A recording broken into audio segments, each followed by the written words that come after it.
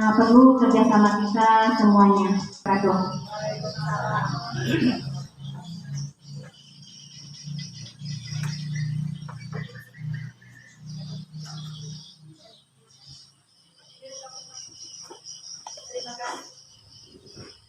Terima kasih kepada Bapak Kepala Sekolah, kepada Ibu Kepala Sekolah.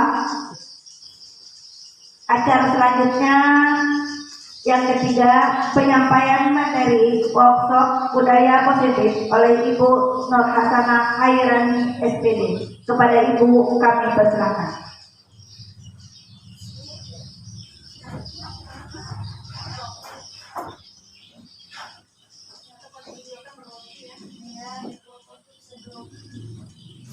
Assalamualaikum warahmatullahi wabarakatuh. Alhamdulillah, pada pagi hari ini kita semua masih diberi kesempatan pada kegiatan kita pada pagi hari ini. Pertama-tama yang ingin saya sampaikan adalah terima kasih banyak kepada Ibu Kepala Sekolah dan Bapak Ibu Guru atas supportnya terhadap kegiatan yang sedang saya laksanakan saat ini. Semoga setelah ini kita bisa sama-sama belajar dan saya bisa mengimbaskan hal-hal baik yang bisa kita lakukan bersama nantinya. Baik Bapak Ibu, dalam kesempatan kali ini dalam kegiatan pendidikan guru penggerak yang saya ikuti selama 2 bulan berjalan ini, ada salah satu materi yang disebut dengan budaya positif. Nah, materi ini dirasa sangat lumayan cukup penting untuk kita ketahui sesuai dengan profesi kita sebagai pendidik. Jadi oleh sebab itu kami ingin menyampaikan poin-poin atau hal-hal apa saja yang telah kami pelajari dalam modul ini kepada Bapak Ibu semuanya. Budaya positif yang pertama adalah perubahan paradigma baru. Menurut Ki Hajar Dewantara, peran kita sebagai pendidik itu diibaratkan sebagai seorang petani atau tukang kebun yang tugasnya adalah merawat sesuai kebutuhan dari tanaman itu agar tumbuh berbuah dengan baik. Nah, tentu saja beda jenis tanaman, beda perlakuannya, bukan begitu Bapak Ibu? Nah, itu artinya bahwa seorang pendidik harus bisa melayani segala bentuk kebutuhan metode belajar siswa yang berbeda-beda. Itu adalah kutipan dari Bapak Pendidikan Ki Hajar Dewantara. Jadi kita harus bisa memberikan kebebasan kepada anak untuk mengembangkan ide, berpikir kreatif, mengembangkan bakat. Tapi kebebasan itu bukan berarti kebebasan mutlak. Perlu adanya tuntunan dan arahan dari guru supaya anak tidak kehilangan arah dan membahayakan bagi dirinya. Jadi disitulah peran kita sesuai dengan pemikiran Ki Hajar Dewantara. Peran kita di situ bukan menuntut, tetapi menuntun. Jadi konsepnya kita sebagai pendidik itu lebih identik kepada menuntun hal-hal baik atau hal baik yang ada pada diri siswa.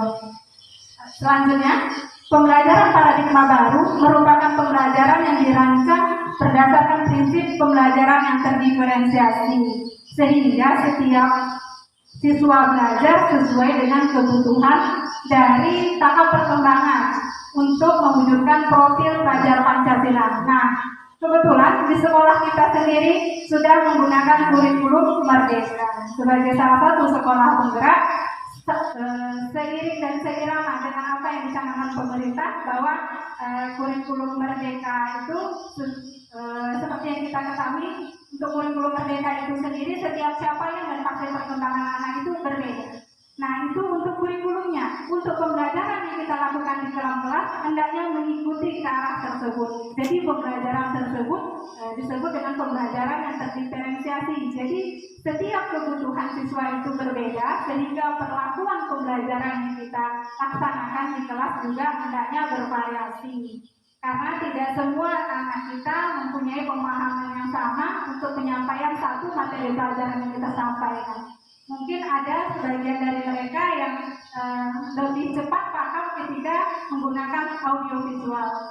Namun mungkin ada juga yang lebih cepat paham menggunakan ketika guru menjelaskan. Jadi di dalam modul pembelajaran itu, untuk pembelajaran diferensiasi itu tujuan pembelajaran sebenarnya bisa berbeda-beda sesuai dengan kebutuhan peserta didik.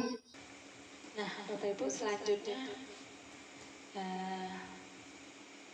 psikiater dan pendidik Dr. William Glasser dalam kontrol teori yang kemudian hari berkembang dan dinamakan Choose Theory meluruskan beberapa miskonsepsi tentang makna kontrol. Yang pertama itu adalah ilusi guru mengontrol murid. Pada dasarnya, kita tidak dapat memaksa murid-murid untuk berbuat sesuatu jikalau murid tersebut memilih untuk tidak melakukannya. Walaupun tampaknya guru sedang mengontrol perilaku murid. Hal demikian terjadi karena murid sering mengizinkan dirinya dikontrol. Saat itu, bentuk kontrol guru menjadi kebutuhan dasar yang dipilih murid tersebut. Teori kontrol menyatakan bahwa semua perilaku memiliki tujuan, bahkan terhadap perilaku yang tidak disukai. Itu adalah ilusi guru mengontrol murid. Selanjutnya, ilusi bahwa semua penguatan positif, efektif, dan bermanfaat. Penguatan positif atau bujukan adalah bentuk-bentuk kontrol. Segala usaha untuk mempengaruhi murid agar tidak mengulangi suatu perilaku tertentu adalah suatu usaha untuk mengontrol murid tersebut dalam jangka waktu tertentu.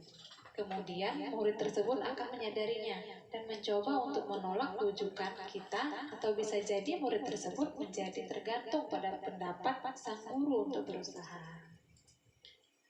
Dan ketiga adalah ilusi bahwa kritik dan membuat orang merasa bersalah dapat menguatkan karakter. Nah, Bapak Ibu, menggunakan kritik dan rasa bersalah untuk mengontrol murid menuju pada identitas gagal. Mereka belajar untuk merasa buruk tentang diri mereka. Mereka mengembangkan dialog diri yang negatif. Kadangkala sulit bagi guru untuk mengidentifikasi bahwa mereka sedang melakukan perilaku ini, karena seringkali guru cukup menggunakan kata dengan suara halus untuk menyampaikan pesan negatifnya. Selanjutnya itu adalah ilusi bahwa orang dewasa memiliki hak untuk memaksa. Banyak orang dewasa yang percaya bahwa mereka memiliki tanggung jawab untuk membuat murid-murid berbuat hal-hal tertentu.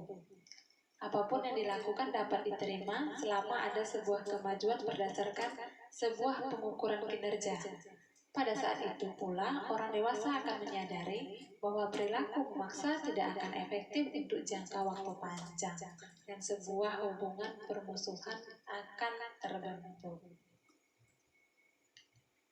Nah, bagaimana seseorang bisa merubah dari paradigma stimulus respon kepada pendekatan teori kontrol? Stephen R. Covey mengatakan bahwa bila kita ingin membuat kemajuan perlahan, sedikit-sedikit ubahlah sikap atau perilaku Anda. Namun bila kita ingin memperbaiki cara-cara utama kita, maka kita perlu mengubah kerangka acuan kita. Ubahlah bagaimana Anda melihat dunia, bagaimana Anda berpikir tentang manusia, ubahlah paradigma Anda, skema pemahaman dan penjelasan aspek-aspek tentang realitas. Seperti itu Bapak Ibu. Saya lanjutkan. Nah, disiplin positif dan nilai-nilai kebajikan universal.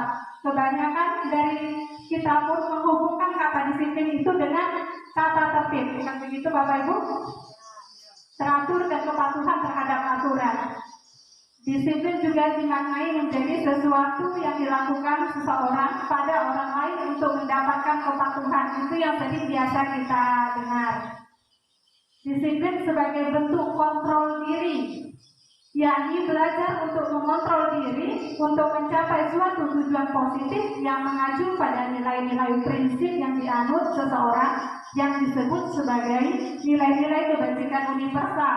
Nilai kebajikan adalah sifat positif manusia yang merupakan tujuan positif yang ingin dicapai setiap individu yang bersifat universal. Jadi di sini artinya disiplin itu adalah kontrol diri. Ilusinya seperti ini Bapak Ibu. ketika kita menggenggam sesuatu di tangan kita, di dalam genggaman kita itu ada sesuatu yang sangat berharga menurut kita. Nah, ilusinya seperti ini. Ketika kita menggenggam dan ada orang lain yang berusaha membuka genggaman tangan kita, maka jawaban kita akan membuka dengan sukarela atau tetap mempertahankan apa yang ada di dalam genggaman tangan kita. Bagaimana Bapak Ibu? Mungkin ada yang mempertahankan, namun mungkin juga ada yang membuka. Berarti di situ artinya kontrol diri itu siapa yang mengendalikan Bapak Ibu? Ya, kita sendiri. Jadi seperti itulah anak ketika dia memegang kendali kontrol dirinya sendiri, dan ketika kita memberikan suatu peraturan kepada mereka, mereka mungkin akan mengikuti karena rasa takut, tapi bukan keinginan dari hati. Tapi bagi mereka yang mungkin memang membuka secara sukarela, berarti dia memang mengikuti peraturan itu dari hati. Jadi disiplin di sini lebih identik dengan kontrol diri, bukan semata-mata suatu aturan atau peraturan yang harus ditaati. Ya. Untuk nilai-nilai kebajikan universal itu, sekarang seperti yang kita ketahui ada 6 dimensi profil Pancasila. Secara garis besar, 6 dimensi tersebut adalah nilai-nilai kebajikan. Tujuan dari disiplin positif itu adalah menanamkan motivasi pada murid kita, yaitu untuk menjadi orang yang mereka inginkan dan menghargai diri sendiri dengan nilai-nilai yang mereka percaya. Ketika murid-murid kita memiliki motivasi tersebut, mereka telah memiliki motivasi intrinsik yang berdampak jangka panjang. Motivasi yang tidak terpengaruh pada adanya hukuman atau hadiah. Mereka akan tetap berperilaku baik. Sama halnya misalnya ketika mereka datang ke sekolah tepat waktu. Ada atau tanpa diberikan hadiah, mereka akan tetap datang ke sekolah dengan tepat waktu. Itu berarti bahwa mereka sudah mempunyai budaya disiplin positif, yaitu motivasi intrinsik pada dalam dirinya.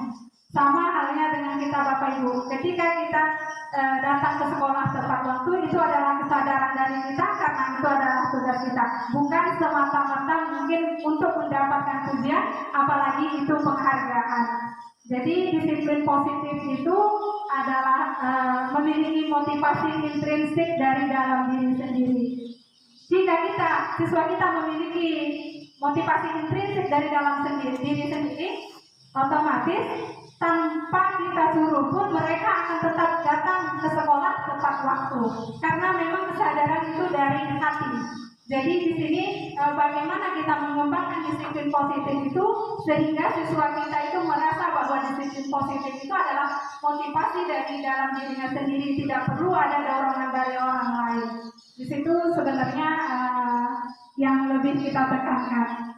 Nah, sebagai pendidik, tujuan kita adalah menciptakan anak-anak yang memiliki disiplin diri, sehingga mereka bisa berperilaku dengan mengacu pada nilai-nilai kebajikan universal dan memiliki motivasi intrinsik, bukan ekstrinsik. Karena jika motivasi intrinsik, itu akan berkelanjutan.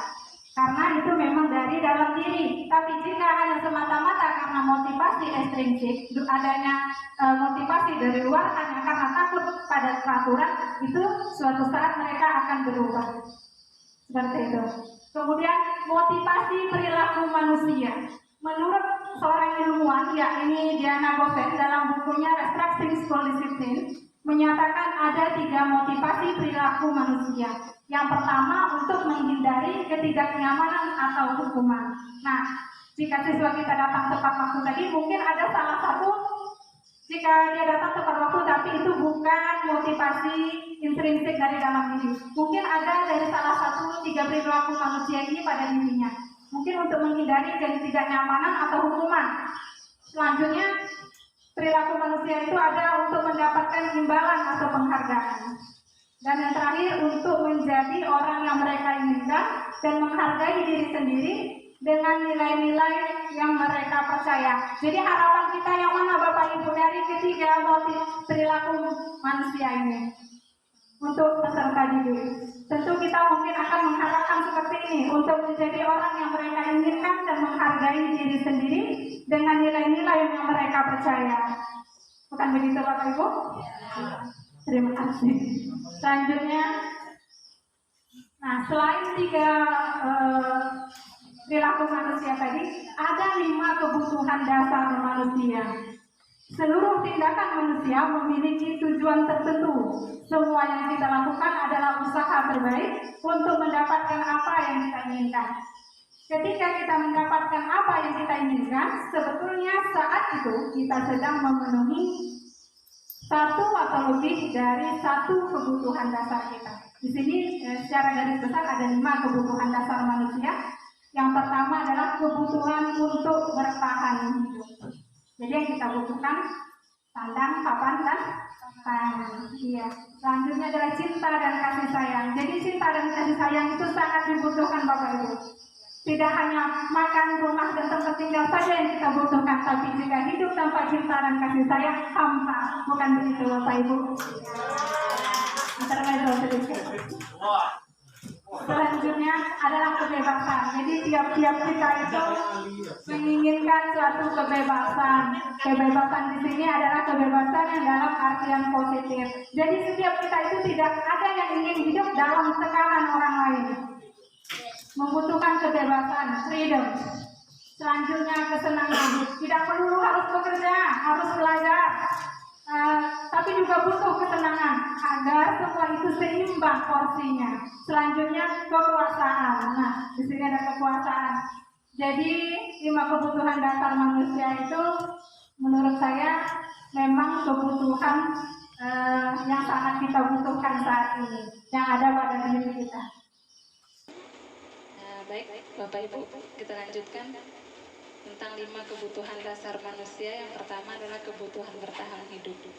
Kebutuhan bertahan hidup adalah kebutuhan yang bersifat fisiologis untuk bertahan hidup, misalnya kesehatan, rumah, dan makanan. Kebutuhan biologis sebagai bagian dari proses reproduksi termasuk kebutuhan untuk bertahan hidup. Selanjutnya adalah kasih sayang dan rasa diterima. Kebutuhan ini dan 3 kebutuhan berikutnya adalah kebutuhan fisiologis. Kebutuhan untuk disayangi dan diterima meliputi kebutuhan atau hubungan dan koneksi sosial. Kebutuhan untuk memberi dan menerima kasih sayang dan kebutuhan untuk merasa menjadi bagian dari suatu kelompok. Biasanya kebutuhan ini juga meliputi keinginan untuk tetap terhubung dengan orang lain seperti teman, keluarga, pasangan hidup, teman kerja, dan kelompok di mana kita bergabung. Anak-anak yang memiliki kebutuhan dasar kasih sayang dan rasa diterima yang tinggi biasanya ingin disukai dan diterima oleh lingkungannya. Mereka juga akrab dengan orang tuanya. Mereka belajar karena suka pada gurunya.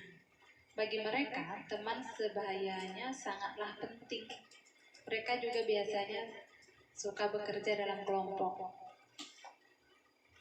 Selanjutnya adalah 5 kebutuhan dasar yang berikutnya adalah penguasaan. Kebutuhan pengakuan atas kemampuan.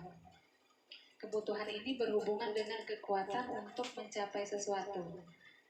Murid kompeten menjadi terampil, diakui atas prestasi dan keterampilan, didengarkan dan memiliki rasa harga diri.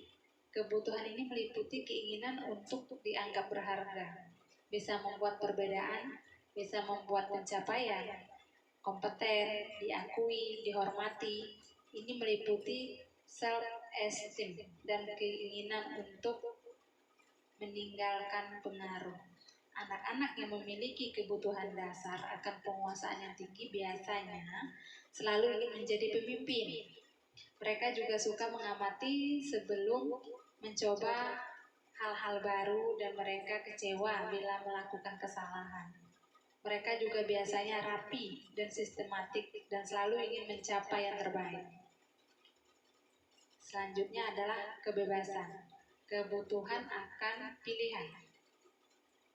Kebutuhan untuk kebebasan adalah kebutuhan akan kemandirian, otonomi, memiliki pilihan dan mampu mengendalikan arah hidup seseorang. Anak-anak dengan kebutuhan kebebasan yang tinggi menginginkan pilihan, mereka perlu banyak bergerak. suka mencoba-coba, tidak terlalu terpengaruh dengan orang lain, dan senang mencoba hal baru yang menarik. Kemudian yang terakhir adalah kesenangan, yakni kebutuhan untuk merasa senang. Kebutuhan akan kesenangan adalah kebutuhan untuk mencari kesenangan, bermain dan tertawa. Bayangkan hidup tanpa kenikmatan apapun, betapa menyedihkan. Glaser menghubungkan kebutuhan akan kesenangan dengan belajar. Semua hewan dengan tingkat intelijensi tinggi bermain. Saat mereka bermain, mereka mempelajari keterampilan hidup yang penting. Seperti hewan lumba-lumba, hewan primata, mereka mempunyai tingkat intelijensi yang tinggi. Nah, anak-anak dengan kebutuhan dasar kesenangan yang tinggi biasanya ingin menikmati apa yang dilakukan. Mereka juga bisa berkonsentrasi tinggi saat mengerjakan hal yang disenangi. Mereka suka bermain dan suka mengoleksi barang, suka bergurau, suka melucu dan juga menggemaskan. Bahkan saat mereka bertingkah laku buruk, mereka pun terlihat lucu. Nah, Bapak Ibu, tentunya siswa-siswi di kelas kita dapat kita identifikasi kebutuhan-kebutuhan dasar seperti apa yang mereka saat ini miliki atau butuhkan. Mungkin ada sebagian dari mereka membutuhkan rasa kasih sayang, atau ada yang sebagian mereka membutuhkan kebebasan, ada juga yang membutuhkan kesenangan. Nah, di sini dapat kita padukan pada proses pembelajaran, yaitu dengan proses pembelajaran paradigma baru. Jadi kita bisa melihat kebutuhan dasar siswa itu seperti apa.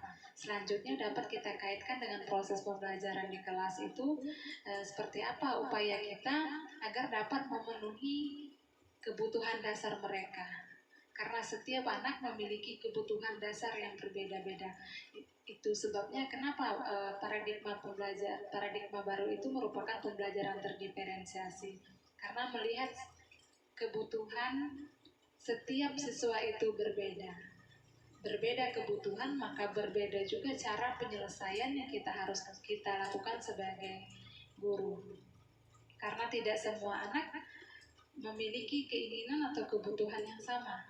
Jadi di situ ada peran Bapak Ibu guru semua untuk dapat mengidentifikasi dan memahami kebutuhan-kebutuhan yang dibutuhkan oleh peserta didik kita. Agar apa? Agar apa yang menjadi tujuan pendidikan itu dapat tercapai. Agar apa yang menjadi tujuan kita bersama dapat tercapai, sehingga proses pendidikan yang kita harapkan itu berjalan sebagaimana mestinya. Itu adalah terkait tentang 5 kebutuhan dasar. Nah, 5 kebutuhan dasar manusia. Di sini ada sebuah kasus Bapak Ibu terhadap Dinda, seorang anak kelas 3 SD. Begitu tiba di rumah, sepulang dari sekolah, menangis dan mengadu pada ibunya bahwa dia benci pada Ibu Rani, gurunya. Menurut Anda, kebutuhan apa yang berusaha dipenuhi oleh Dinda? Nah, sekarang kita lihat di tabel sebelah. Itu ada ibu guru bilang, aku tidak boleh bersenandung sewaktu mengerjakan tugas. Katanya kelas harus tenang, tidak ada suara. Kan nggak seru jadinya. Itu adalah kelas kesuh Dinda. Jadi di situ kebutuhan dari 5 kebutuhan dasar tadi adalah kesenangan. Kebutuhan yang dia butuhkan itu berarti adalah kesenangan. Dia menganggap karena di dalam kelas tidak boleh bernyanyi, harus tenang, jadi tidak seru. Jadi karakter dia itu berarti dia butuh kesenangan. Disitulah kita mengimplementasikan pembelajaran kita. Mungkin di sela-sela pembelajaran kita ada SDG-nya seperti itu. Jadi bagi mereka-mereka yang membutuhkan rasa kesenangan itu dapatlah mereka rasakan. Selanjutnya, ibu guru tidak menyapaku hari ini, padahal aku pakai jepit rambut tadi. Nah, di situ rasa kasih sayang dan rasa diterima yang dia butuhkan.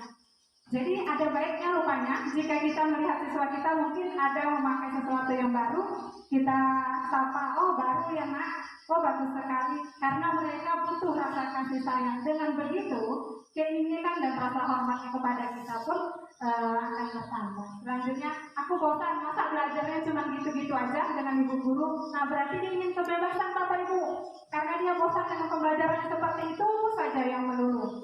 Jadi mungkin sekali dia ingin belajar di luar atau belajar bertemakan dengan alam. Selanjutnya yang terakhir, aku sebel, gambarku tidak rapi, malah ibu guru nunjukin ke teman-teman. Nah ada penguasaan di situ, ada rasa ketidakpuasan dirinya. Mengapa harus gambarku yang jelek ini dipamerkan ke teman-temannya?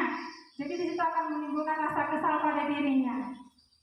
Kurang lebih seperti itu. Kalau untuk proses yang kita temui di dalam kelas. Nah, di sini ada posisi kontrol. Posisi kontrol kita sebagai seorang pendidik. Melalui serangkaian riset dan berdasarkan pada teori kontrol, Dr. William Glasser, Boston berkesimpulan ada 5 posisi kontrol yang diterapkan seorang guru atau orang tua. Yang pertama adalah posisi kontrol sebagai penghukum, pembuat rasa bersalah, teman, pemantau, dan manajer. Nah, Bapak Ibu, untuk posisi kontrol guru sebagai penghukum biasanya seorang menghukum bisa menggunakan hukuman fisik atau verbal. Orang-orang yang menjalankan posisi penghukum senantiasa mengatakan bahwa sekolah memerlukan sistem atau alat yang dapat menekan murid lebih dalam lagi.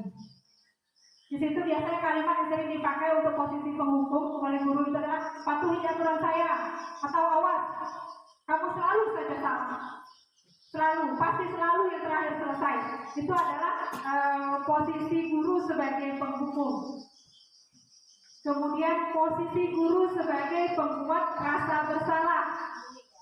Pada posisi ini biasanya guru akan bersuara lebih lembut. Pembuat rasa bersalah akan menggunakan keheningan yang membuat orang lain merasa tidak nyaman.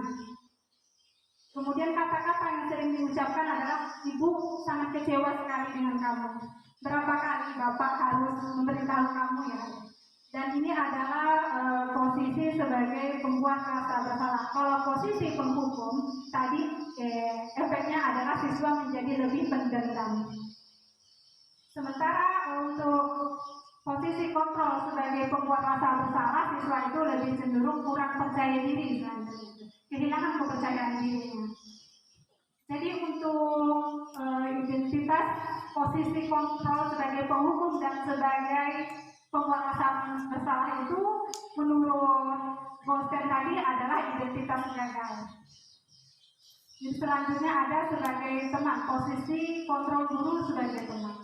Guru daripada posisi ini tidak menyakiti murid, namun akan tetap berupaya mengontrol murid melalui persuasi. Posisi teman pada guru bisa negatif atau bisa positif. Positifnya di sini berupa hubungan baik yang terjalin antara guru dan murid. Guru di posisi teman menggunakan hubungan baik dan humor untuk mempengaruhi seseorang. Biasa guru berkata seperti ini, ayo bantulah demi bapak ya. Ayo ingat tidak bantuan bapak selama ini.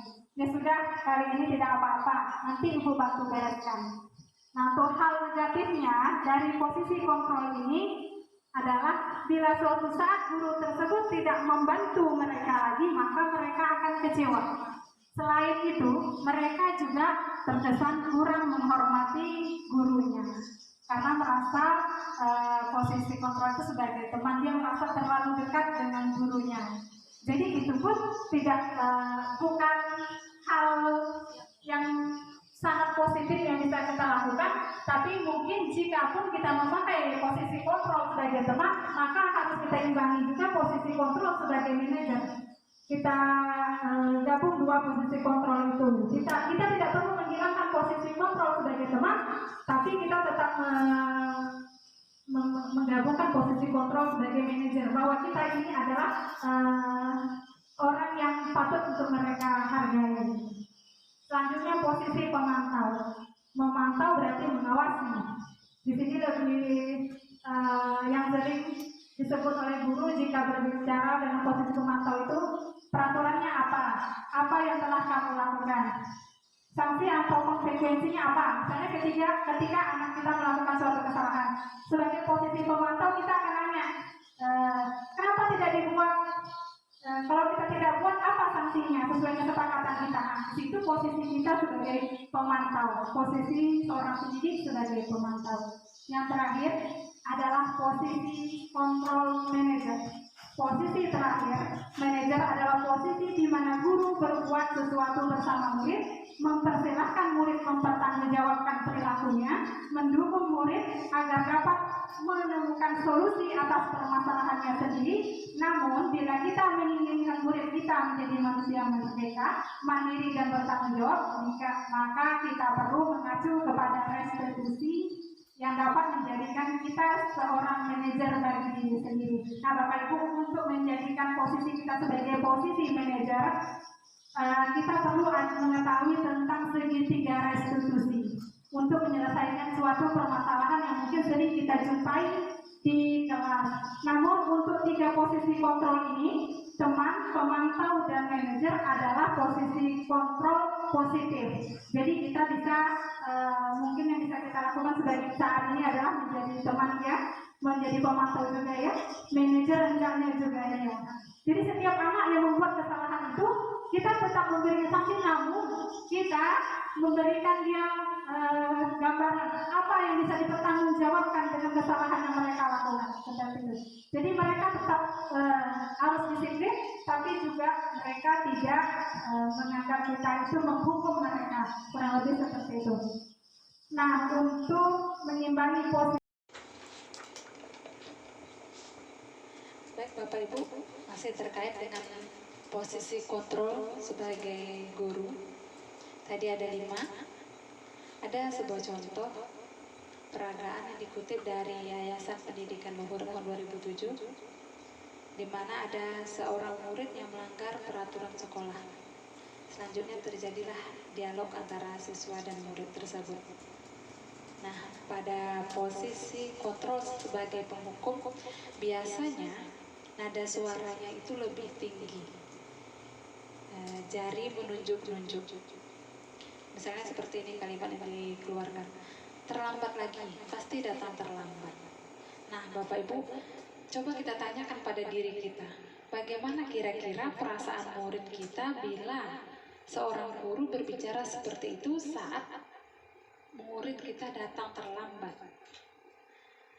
Kemudian untuk tindakan sebagai penghukum ini biasanya hasilnya itu memungkinkan murid marah atau bisa jadi mendendam atau bersifat lebih agresif. Bisa jadi juga sesudah kembali duduk, murid tersebut tidak peduli. Bisa jadi setelah kembali duduk murid tersebut akan mencoret-coret bukunya atau meja tulisnya. Lebih buruknya lagi, sepulang sekolah mungkin dia bisa melakukan hal-hal yang tidak terpikirkan oleh kita. Mungkin saja dia bisa mengganggu orang lain yang ada di jalan, itu karena untuk melampiaskan perasaan amarahnya tadi. Itu adalah posisi penghukum. Mengapa posisi penghukum ini dikatakan sebagai identitas gagal? Karena memang pada posisi ini tindakan atau perubahan positif terhadap diri siswa itu bisa dibilang tidak ada, karena memungkinkan mereka itu memang menjadi pemarah atau pendendam. Selanjutnya itu adalah pembuat merasa bersalah. Pembuat merasa bersalah ini juga masih dalam kategori identitas gagal. Contohnya, kamu ini bagaimana ya? Kamu sudah berjanji tidak akan terlambat lagi. Terus kenapa kamu sekarang terlambat lagi? Ibu benar-benar kecewa dengan kamu. Misalnya kita mengeluarkan kata-kata seperti itu. Hasilnya, murid akan merasa bersalah. Bersalah setelah mengecewakan ibu atau bapak gurunya. Mungkin akan merasa menjadi orang yang gagal dan tidak sanggup membahagiakan orang lain. Kadangkala sikap seperti ini lebih berbahaya dari sikap penghukum. Kenapa? Karena emosi akan tertanam rapat di dalamnya. Murid menahan perasaan, tidak seperti murid dalam posisi guru penghukum, di mana murid bisa menumpahkan amarahnya walaupun dengan cara negatif. Sementara pada posisi pembuat rasa bersalah ini, murid tertekan, seperti tiba-tiba meletus amarahnya dan bisa menyakiti diri sendiri atau orang lain. Jadi identitas gagal karena murid bisa melampiaskan rasanya itu dengan cara-cara yang negatif. Jadi untuk kita Bapak Ibu Guru mungkin bisa menghindari posisi kontrol sebagai penghukum atau sebagai pembuat rasa bersalah. Karena lebih banyak hal-hal negatifnya mungkin yang bisa terjadi terhadap siswa, lebih ke perasaan mereka. Selanjutnya adalah posisi guru sebagai teman. Biasanya posisi guru sebagai teman, nada suara seorang guru itu ramah dan akrab, bisa bercanda. Misalnya contohnya seperti mengeluarkan kata-kata, ayolah, bagaimana sih kamu? Kemarin kamu sudah janji ke ibu bukan? Kenapa terlambat lagi? Itu ekspresi itu sambil tertawa, layaknya sebagai seorang teman. Biasanya hasilnya itu murid akan merasa senang dan akrab dengan guru. Hal positifnya adalah murid dekat dengan guru karena mereka merasa itu temannya, iya. Tapi ada risiko. Ya, betul. Tetapi itu ada risiko. Ini termasuk dampak yang positif, hanya saja di sisi negatifnya murid menjadi lebih tergantung pada guru tersebut. Bila ada masalah, dia merasa bisa mengandalkan guru tersebut untuk membantunya. Akibat lain dari posisi teman ini adalah kurangnya murid menghormati kita sebagai guru. Itu adalah sisi negatif dari posisi kontrol sebagai teman. Selanjutnya adalah posisi kontrol sebagai pemantau. Biasanya suaranya itu datang. Misalnya seorang guru melakukan percakapannya seperti ini kepada murid. Adi, tahukah kamu jam berapa kamu mulai? Terus dijawab, tahu Pak. Kemudian guru menjawab lagi, kamu terlambat 15 menit. Apakah kamu sudah mengerti konsekuensi yang harus dilakukan bila terlambat? Dijawab sama muridnya, paham Pak, saya harus tinggal kelas pada jam istirahat nanti dan mengerjakan tugas yang ketinggalan. Terus gurunya menjawab lagi, ya benar, nanti pada saat jam istirahat kamu harus tinggal di kelas untuk menyelesaikan tugas yang tertinggal tadi. Saya tunggu. Nah, biasanya hasilnya adalah murid memahami konsekuensinya yang harus dijalankan karena telah melanggar salah satu peraturan sekolah. Guru tidak menunjukkan suatu emosi yang berlebihan, menjadi marah atau membuat rasa bersalah. Murid dibuat tidak nyaman yaitu dengan harus tinggal kelas pada waktu jam istirahat, sementara teman-temannya yang lain istirahat, dia harus tinggal di kelasnya untuk menyelesaikan tugasnya. Itu akan membuat dia merasa tidak nyaman. Ya, dan menumbuhkan rasa tanggung jawab. Kemudian guru tetap harus memantau murid pada saat mengerjakan tugas di jam istirahat. Tidak bisa ditinggalkan sendiri. Jadi di situ adalah posisi guru sebagai pemantau. Tidak menghukum, tidak membuat rasa bersalah, tapi cukup membuat posisi siswa tersebut merasa tidak nyaman dan akan bertanggung jawab dan mengerti akan konsekuensi dari kesalahan yang mereka buat. Selanjutnya adalah posisi guru sebagai manajer. Biasanya nada suaranya itu tulus. Bahasa tubuh itu tidak kaku saat mendekati muridnya. Percakapan yang biasa terjadi melalui contoh ilustrasi ini, ada seorang guru yang melakukan percakapan dengan muridnya sebagai posisi sebagai manajer. Adi, apakah kamu mengetahui jam berapa sekolah dimulai? Kemudian dijawab oleh siswanya, tahu Pak, jam 7. Dijawab lagi oleh gurunya, iya, jadi kamu terlambat. Kira-kira bagaimana kamu akan memperbaiki masalah ini? Lalu dijawablah oleh si siswa, saya bisa menanyakan teman saya Pak untuk mengejar tugas yang tertinggal. Kemudian guru menjawab lagi, baik, itu bisa dilakukan. Apakah besok akan ada masalah untuk kamu agar bisa hadir tepat waktu ke sekolah? Tidak Pak, saya bisa hadir tepat waktu. Baik, saya hargai usahamu untuk memperbaiki diri. Nah,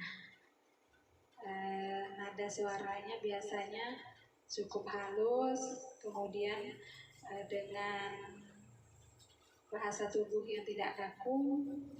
Pada posisi manajer ini,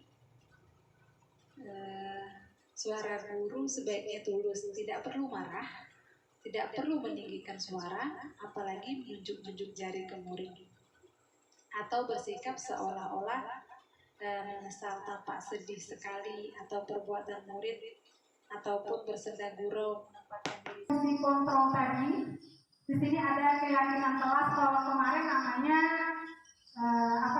kesepakatan kelas. Kalau sekarang katanya disebut dengan keyakinan kelas.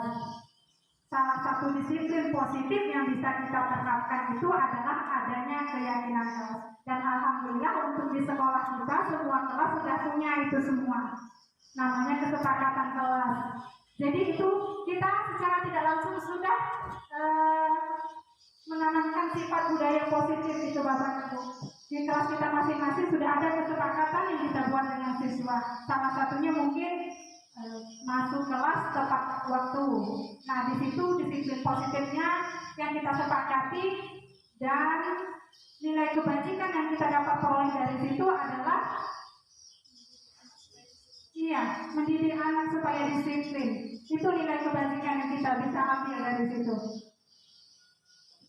Prosedur pembentukan keyakinan kelas karena kita sudah melaksanakan, mungkin tidak perlu disampaikan lagi. Yang jelas pelaksanaan itu adanya perbincangan antara siswa dan murid membentuk suatu kesepakatan, kemudian nanti disepakati menjadi suatu kesepakatan kelas. Karena kita sudah membuat, kita sudah punya, berarti ini sudah pernah kita lakukan. Nah, ini dia segitiga restitusi.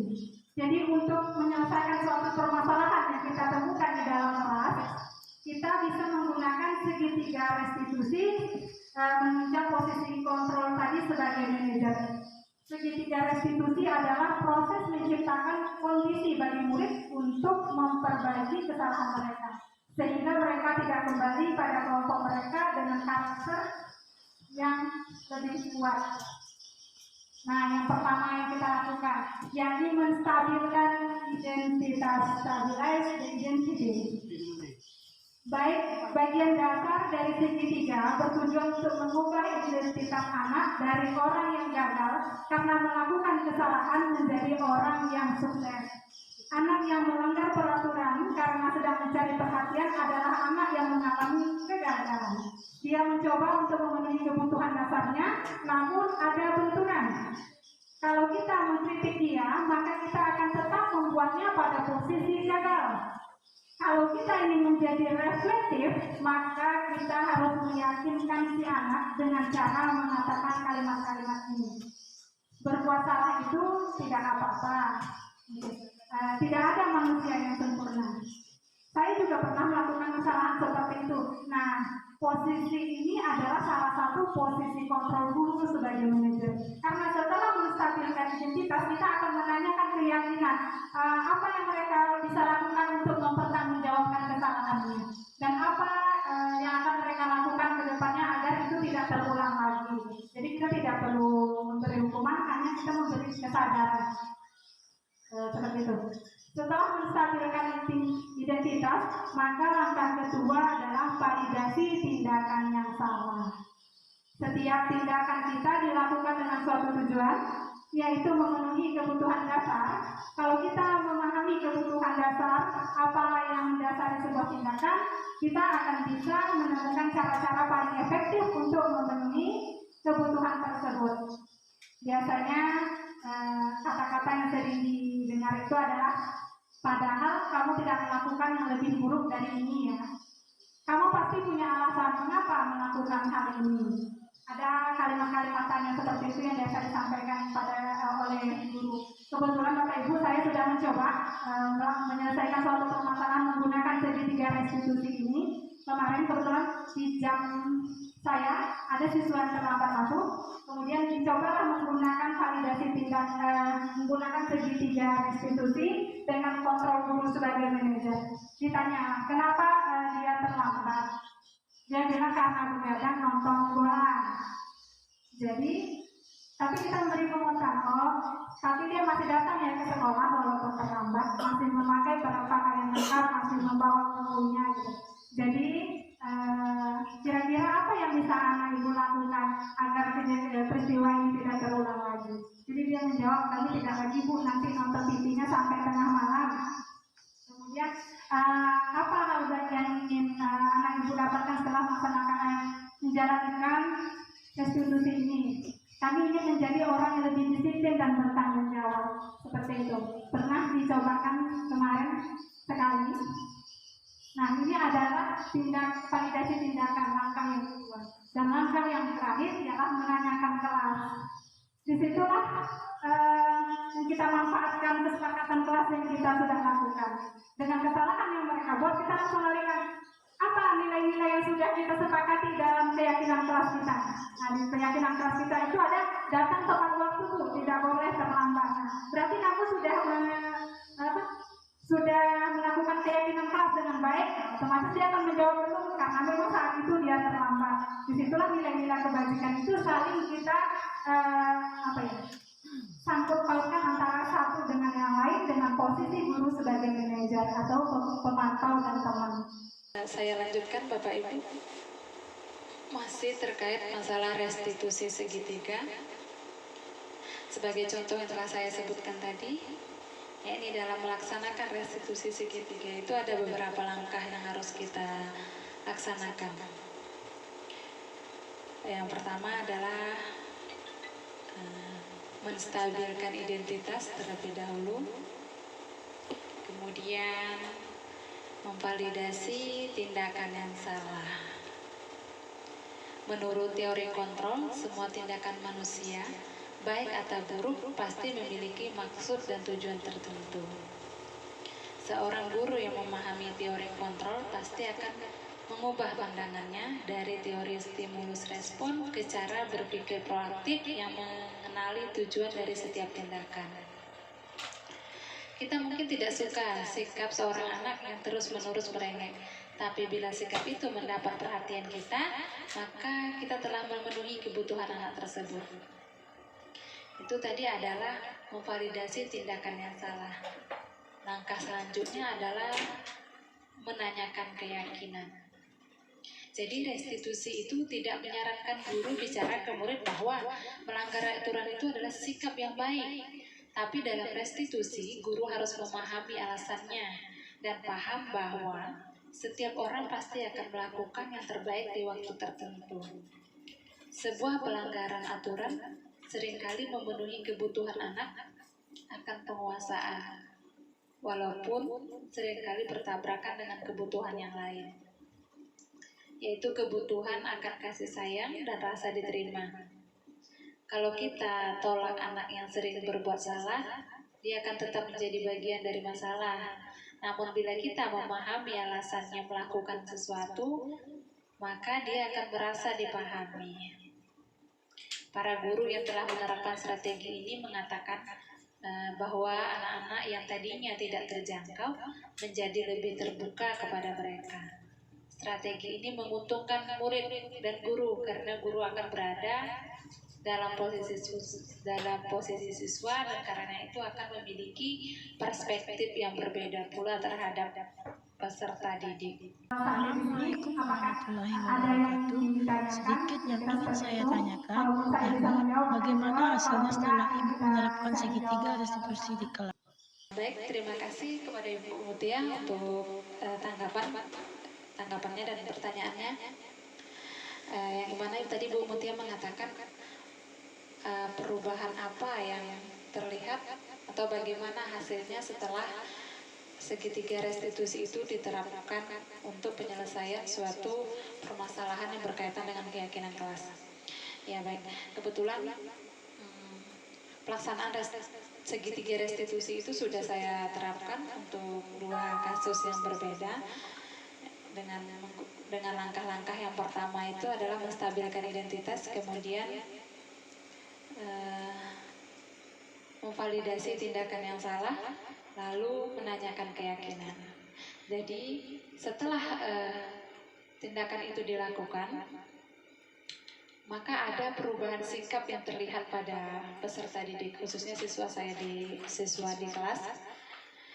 Sebagai contohnya itu kemarin, tepatnya sekitar 1 minggu yang lalu, di saat jam istirahat, ketika saya masuk kembali di jam pelajaran setelah istirahat, ada salah seorang siswa yang menyampaikan bahwa di saat jam istirahat tadi ada permasalahan yang mereka alami di kelas. Salah satu temannya mengganggu teman lainnya sehingga tanpa sengaja menyenggol pot bunga yang ada di depan kelas. Dan pot bunga itu pot plastiknya itu pecah. Nah, ternyata mereka sudah menyelesaikan masalah tersebut tanpa sepengetahuan saya. Kebetulan di jam yang berikutnya itu adalah jam saya. Jadi ketika dia menceritakan itu, karena mereka tahu itu adalah kesalahannya, melanggar keyakinan kelas untuk tidak merusak barang-barang yang ada di kelasnya. Jadi tindakan yang mereka ambil itu adalah bertanggung jawab dengan memperbaiki kembali pot bunga, kemudian berinisiatif untuk mengganti pot bunga yang rusak. Karena pot bunga yang ada di dalam kelas itu adalah pot bunga yang dibawa oleh temannya. Jadi dia berinisiatif untuk mengganti pot bunga itu. Dan itu mereka lakukan sendiri, sesama mereka di dalam kelas. Seperti itu yang terjadi. Laporan yang saya dapatkan dari seluruh siswa-siswi yang ada di kelas. Dan itu pun saya pertanyakan siapa-siapa saja yang melihat kejadiannya dan seperti apa kejadiannya. Kebetulan mereka semua ada di dalam kelas dan mereka bisa menyampaikan secara detail seperti apa kejadiannya dan apa tindak lanjut yang mereka lakukan.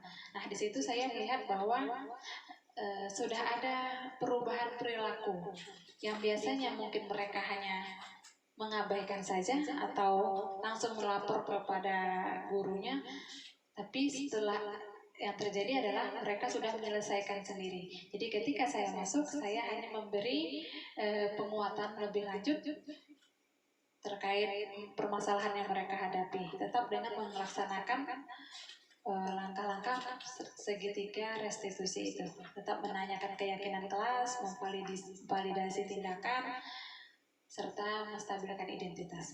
Kurang lebih seperti itu. Mungkin untuk kedepannya